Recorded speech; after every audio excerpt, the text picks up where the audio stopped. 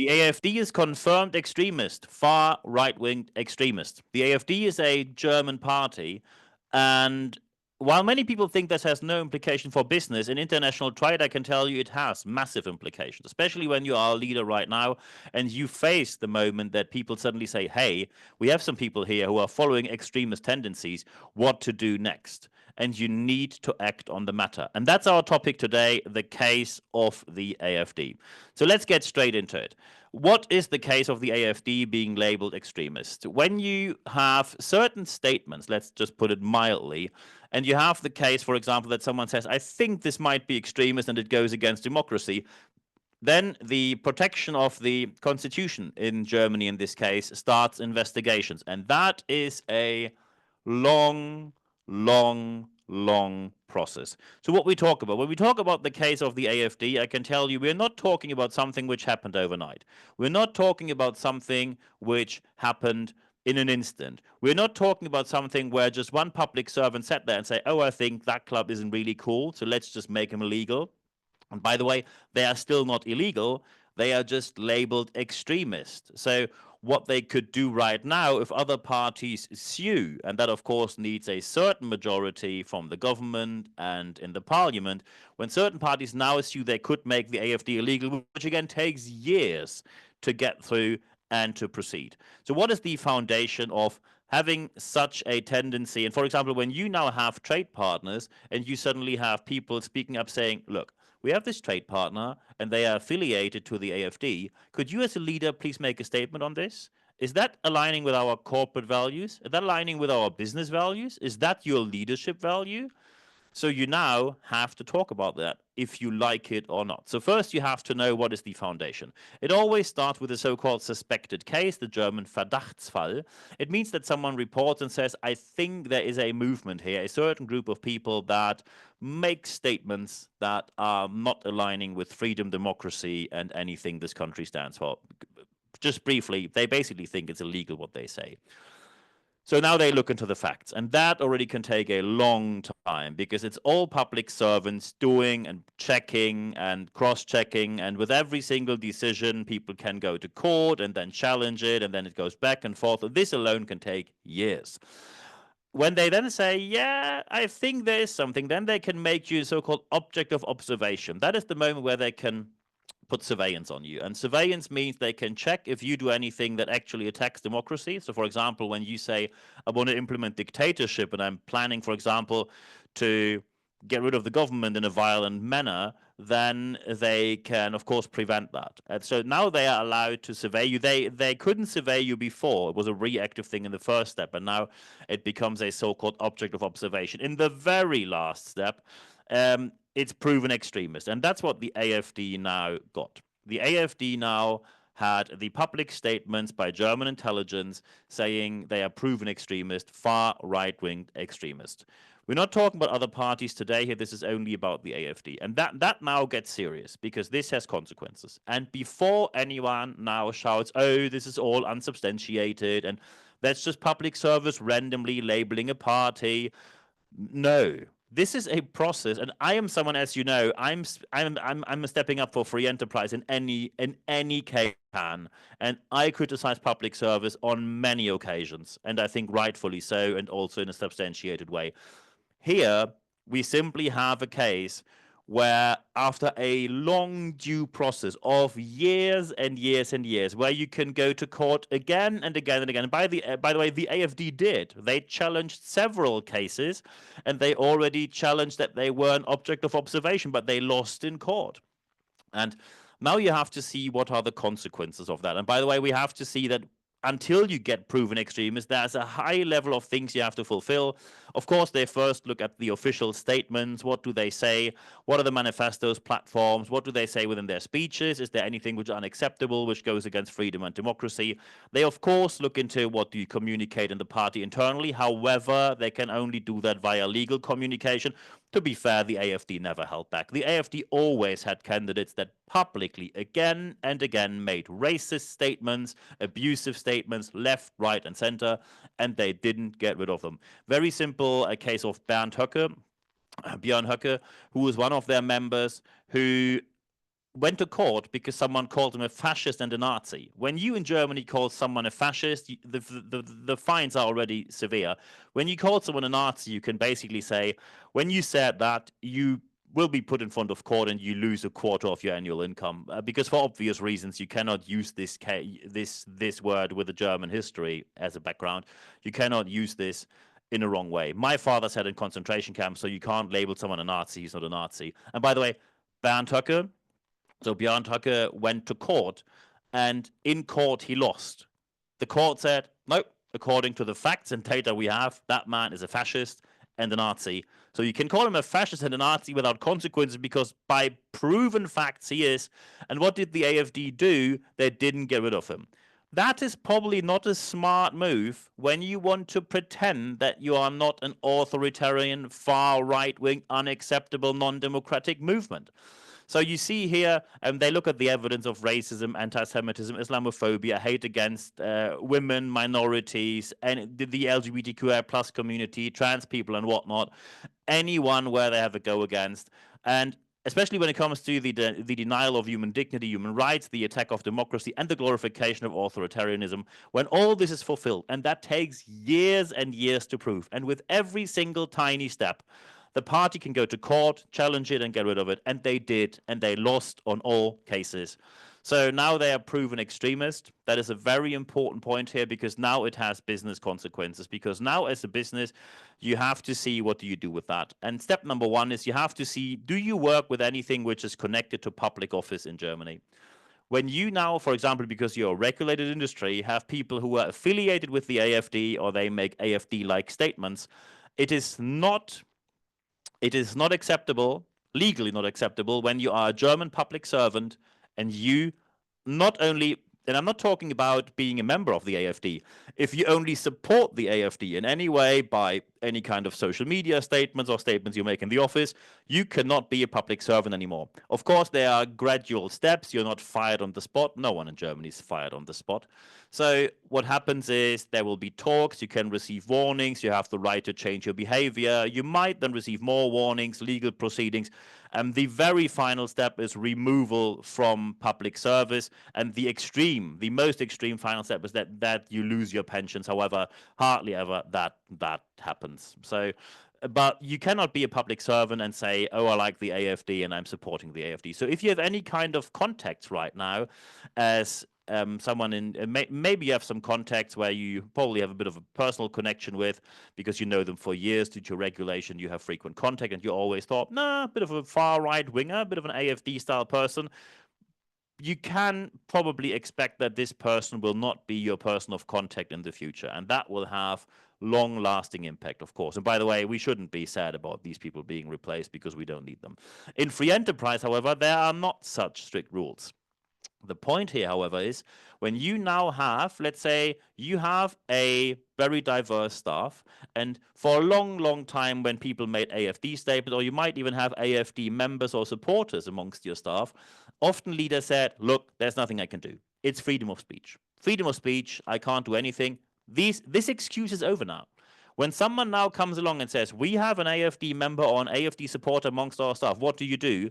Then you have to act on that. The business stands up for values. And when your value suddenly now is, well, I'm still not doing anything, then people will question your integrity.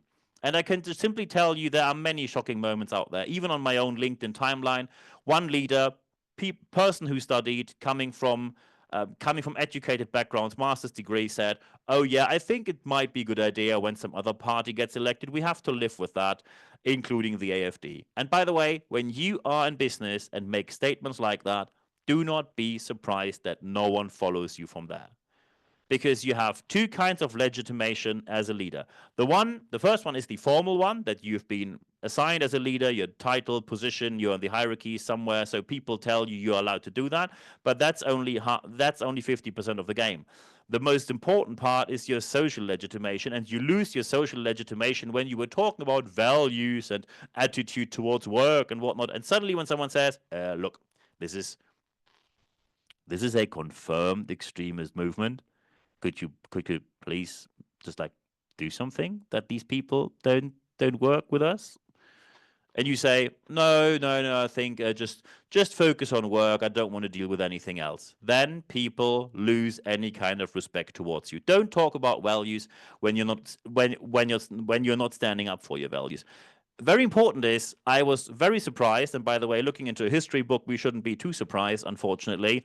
Many people in free enterprise turned out to be somehow of a biological wonder. Human beings, especially certain human beings who suddenly say, oh, shouldn't be too bad. No, I'm not going to do anything about the AfD stuff amongst my business.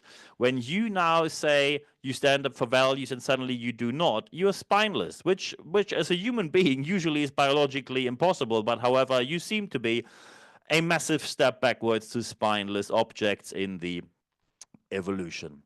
So when your business suffers from consequences, please don't complain. Standing up for values is not a one-side street which you can use just once. So the implementation of that, when people now say, so how can we be sure that we are not suffering from this? How can we be sure that as an international business, we still stay in good standing? How can we as an international business can take care that our business partners do not step away from us and say, look, we don't want to have you as a supplier or a business partner or anything else? So step number one is accept that you have a moment of truth. Anyone who has been to my seminars know I talk a lot about trust, and there are two types of trust, not just one.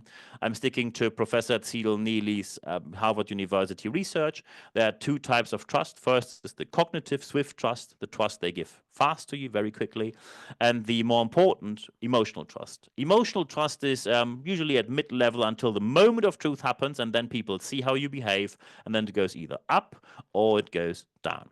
And when it goes down, it means you have done something wrong. And the moment of truth is now. It's the time where there are no excuses left. You cannot say, oh, it's just freedom of speech. You can't say, oh, just focus on work. You can't just say, oh, we have so many problems. Don't you think there's something more important? Something more important than freedom, democracy, and equal and human rights? No, there's not. You have to stand up for your values right now. And very important here, the time of excuses is over. However, I am not calling for people being mass laid off. We're living in a democracy. So speak to people. And although there are not many cases I can tell you from, but there were certain cases where I had companies that stepped in earlier, talk to people and say, look, you're working in production here. We have a very international workforce. Our people come from 40 different countries, and you're posting on social media and you post stickers on the walls here, and you talk in the company, you talk about getting all the immigrants out. And this is something we cannot and will not support. And now we see that you're supporting a far right-wing, confirmed right-wing, far right-wing extremist movement. And then you talk with them about that. You can question what they say there. And anyone has the right. And in certain cases, not many so far, unfortunately, I can say some people said, look, I think I was wrong. I think I had a couple of frustrations. I think I wanted to blame other people with no substantiation. I am incredibly sorry, and I'm going to change in the future. Anyone, and that's very important because we can't be as bad as the AfD people. In a democracy, anyone has the right, when they did a mistake, to correct the mistake and be a better person in the future. Be sure that there are no excuses. However, people have the right to change. You cannot just say, I lay them all off. Talk to them. Anyone has the right to change. However, when people say, no, I'm doubling down on my racist nonsense, then people have the right to have their careers limited and, of course, to not be hurt in the future. Because as soon as you make racist statements, you face consequences, and then you just have due process, and you of course have the right to due process, and then you face the consequences. However, do not expect any leader to follow your racist and homophobic and whatnot statements. That is not going to happen.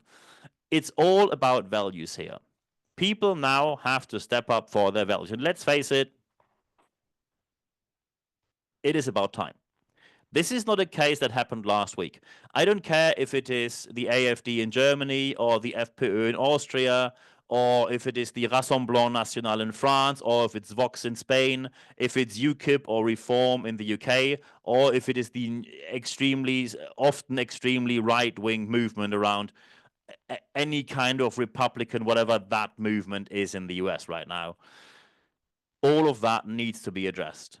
And in many countries, the freedom of speech laws are different. but in Germany, they are not. And that's the case we're talking about now. When you now have any kind of contact and you say, we stand up for these values, expect German businesses to take consequences if you now do not stand up to your values. Expect that you might not be the supplier in the future when you stand up for racist and exclusive politics. Expect not to be the preferred person or any person anymore with a career when you stand up against equal and human rights and against freedom and democracy. When you stand up for exclusion and authoritarian movements, you face the consequences by yourself. And the big bad thing about that is that suddenly when then people see the consequences, some people become quite whiny and say, oh, sorry, can I just move back now? No, then it's maybe too late, or you have to change in the next organization, but not here. Standing up for values is not a one-side street. You cannot say, oh, we stand up for values, so 1st of June we put the rainbow flag up, and for Christmas we put the Christian thing up, and for Easter we put the family thing on, and so you just put the positive things out there, but you just leave out the others. That is not possible. Be sure about the fact that standing up for values is important to do it right now. When you do it right now, people will see that you stand up for values. People will follow you and respect you. The moment of truth turns out positively and the emotional trust will be strengthened. And as a leader, you will be more successful as ever. And the same applies to your organization. And I wish you all the best doing so. And when you now say, hey, I think I'd like to discuss something very important, let's do that. So first, of course, when you listen to us on YouTube, feel free to leave a like there, subscribe to my channel, put the alarm bell on there so you don't miss any future videos. Feel free also to comment. Very important, we're talking about facts here, facts, proof, and evidence. If anyone is yelling in the comments, we don't have time for that. So please stick to the facts. And of course, feel free to put a review there when you're on Apple Podcasts or Spotify. I'm looking forward to hearing your reviews and recommend the podcast and the video cast amongst friends, colleagues, and families. Very important here, we now offer even more. On my YouTube channel, you find YouTube Shorts. These are short clips of 60 seconds or less. I usually do 1 or 2, probably sometimes 3 a day, where I always talk about what's happening right now in free enterprise or public service, what's happening in the leadership area, and then we talk about how is the best solution for that. Very important is the YouTube Shorts, of course, are also free. There's no payment for that. In addition to that, we have, of course, Apple Podcasts, Spotify, where you can find our podcast, which is also published weekly. And of course, feel free to go to my website, nb-networks.biz. When you now say, I have a case, but I don't like to discuss it in public or in a comment section, can we just have a chat privately, maybe? Yes, of course, that's possible. Feel free to send me an email, nb@nb-networks.biz. Looking forward to hearing from you there. We can chat about anything from just discussing things or probably a case that you have. Everything, of course, stays completely anonymous. It's not going to be published anywhere. That's, of course, for sure. And in addition to that, very important, if you now want to talk about something very specific, so for example, training sessions, coaching, seminars, workshops, speeches, book me as a speaker or anything, consultant, coaching, feel free to contact me for that as well. But of course, you can simply just drop me an email as well, and we have a nice chat. Of course, I'm open for anything on that end. When you now say, besides the recordings, do we actually have live options where we can have a live chat? Yes, we do that. When you go to expert.nb-networks.com, that's where the leadership letter happens. Feel free to put your email address in there. Very important. You only receive 1 email every Wednesday morning. It's 100% content. There's an ad-free guarantee. In this email you receive every Wednesday morning, you get all access to all the podcasts, all the articles, no paywall, nothing. And of course, and these are now more than 400 episodes on podcasts, more than 400 articles in total. And in addition, you get date, time, and the access link, the access URL to the live sessions that I host. So I'm looking forward to seeing you there. We only communicate the live sessions via the leadership letter, so feel free to sign up there.